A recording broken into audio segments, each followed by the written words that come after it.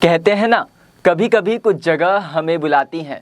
मन के किसी कोने में अचानक एक आवाज़ गूंजती है, चलो वहाँ वहाँ कुछ है जो तुम्हारे दिल को छू लेगा। कुछ ऐसा ही एहसास होता है जब आप उत्तराखंड की वादियों में बसे कैची धाम के बारे में सुनते हैं। यह कोई साधारण जगह नहीं है, यह वो जगह है जहाँ श्रद्धा, भक्ति और चमत्कारों की कहानियाँ हवाओं में घुली हुई हैं।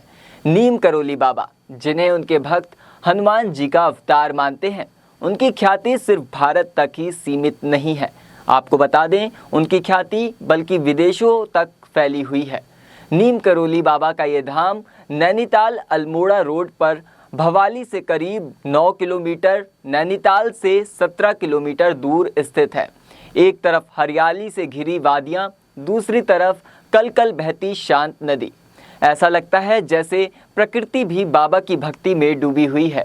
कहा जाता है कि 1961 में बाबा पहली बार इस जगह पर आए थे। उनके पुराने मित्र पूर्णानंद जी के साथ मिलकर उन्होंने 1964 में इस आश्रम की स्थापना की और तभी से ये जगह आस्था का वो केंद्र बन गई जहां हर साल लाखों लोग सिर्फ एक आस लेकर आते हैं, बाबा की झलक पाने की, बाबा के आशीर्वाद से अपने जीवन की उलझनों को सुलझाने की। सबसे खास बात है, हर साल 15 जून को कैची धाम में स्थापना दिवस के मौके पर एक विशाल मेला और भंडारे का आयोजन होता है। हजारों लोग यहाँ जुटते हैं, कोई दर्शन करने आता है, कोई अपनी मनोकामना पूरी होने पर धन्यवाद देने आता है, तो कोई बाबा की चमत्कारी कहानी सुनकर पहली बार यहाँ कदम रखता है। आप सोच रहे होंगे, आखिर बाबा में ऐसी क्या खासियत थी जो लोग उन्हें हनुमान जी का अवतार मानने लगे।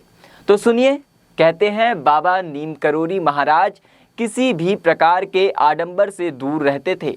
न माथे पर तिलक, न गले में कंठी माला। एक साधारण धोती कुर्ता पहनने वाले बाबा, जिसके कंधे पर कंबल होती थी, एकदम आम इंसान की तरह दिखते थे, लेकिन उनकी शक्तियाँ, उनका दृष्टिकोण, उनकी करुणा, सब कुछ असाधारण था। उनसे जुड़ी एक कहानी बहुत प्रसिद्ध है। एक बार कैची धाम में भंडारे के दौरान घी की कमी हो गई।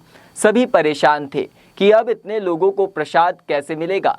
बाबा ने मुस्कुराते हुए कहा, जाओ नदी से कनस्तर में पानी भर लाओ। सभी हैरान रह गए, लेकिन बाबा की बात कैसे टाली जाती। भक्तों ने नदी से पानी लाकर रखा और जब उस पानी को प्रसाद बनाने के लिए इस्तेमाल किया गया तो वो घी में तब्दील हो गया। सोचिए, पानी घी में बदल गया। ऐसा ही एक और चमत्कार। एक बार बाबा एक भक्ति तपती धूप में चल रहे थे, बहुत परेशान था। बाबा ने बस हाथ उठाया और कहा, जा तुझे बादल की छाँव मिलेगी। और सच में उसके सिर पर बादलों की छाँव बनी रही और वहाँ से आराम से अपनी मंजिल तक पहुँच गया वो भक्त। ऐसे ना जाने कितने किस्से और ना उनके पावन धाम से जुड़े हैं जो उनके किस्से को बयान करते हैं। कोई कहता है बाबा ने उसे नौकरी दिला दी, कोई कहता है बाबा ने उसे लाइलाज बीमारी से बचा लिया। और सिर्फ आम लोग ही नहीं, दुनिया के बड़े बड़े लोग भी बाबा के भक्त हैं। एप्पल के फाउंडर स्टीव जॉब्स, फेसबुक के founder mark Zuckerberg, Hollywood actress Julia Roberts, सब बाबा के चमत्कारों और उनके ज्ञान से प्रभावित हुए। रिचर्ड अल्बर्ट, जिनका नाम बाद में रामदास हुआ, उन्होंने बाबा पर एक किताब लिखी, मायरेकल ऑफ लव नाम से, जिसमें बाबा की चमत्कारी घटनाओं का विस्तार रूप से वर्णन है। आप चाहे तो इसे अमेज़न में पढ़ सकते हैं। कैची धाम में हर दिन सुबह शाम आरती होती है। घंटियों की मधुर ध्वनि, धूप दीप की महक और भक्तों की श्रद्धा से भरे हुए भजन, सब कुछ मिलाकर एक ऐसा वातावरण बनाते हैं जिसमें आप खुद को भूलकर सिर्फ भक्ति में लीन हो जाते हैं। यहाँ हनुमान जी का भव्य मंदिर है जहाँ भक्तों को अद्भुत शांति का अनुभव होता है।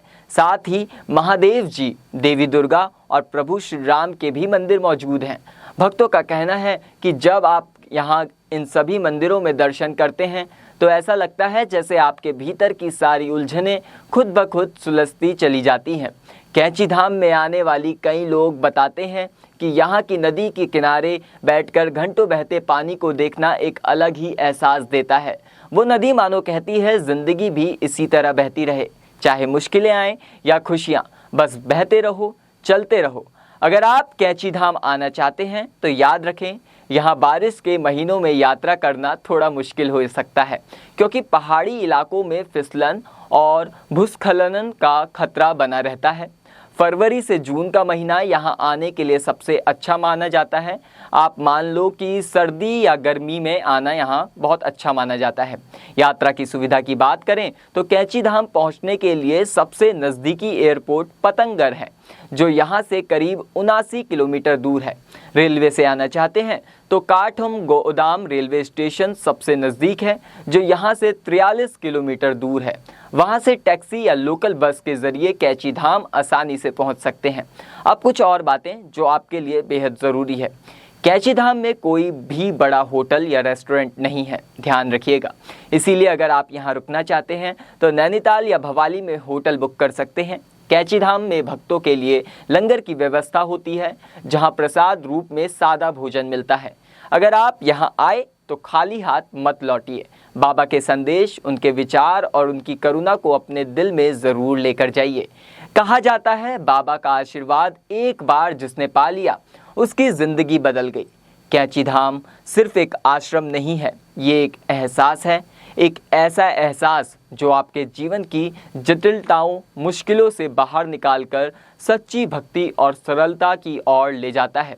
तो अगली बार जब आपका दिल कहे कहीं जाना है, कुछ देखना है, कुछ अनुभव करना है, तो बस अपना सामान पैक करिए और निकल जाइए कैंची धाम की ओर। वहाँ बाबा नीम करोली महाराज की छाँव में आपका स्वागत होगा। कहते हैं ना, जब तक बाबा खुद ना बुलाए आप यहाँ आ ही नहीं सकते। लेकिन अगर आपने ये सुना है या ये कहानी आपके दिल में उतरी है तो समझ लीजिए बाबा ने आपको बुला लिया है। जय बाबा नीम करोली महाराज की। आपको ये जानकारी कैसी लगी हमें कमेंट करके ज़रूर बताएं और जुड़े रहें नेक्स्ट 9 स्पिरिचुअल के साथ। हमें दीजिए इजाज़त, हम फिर मिलेंगे, तब तक के लिए नमस्कार।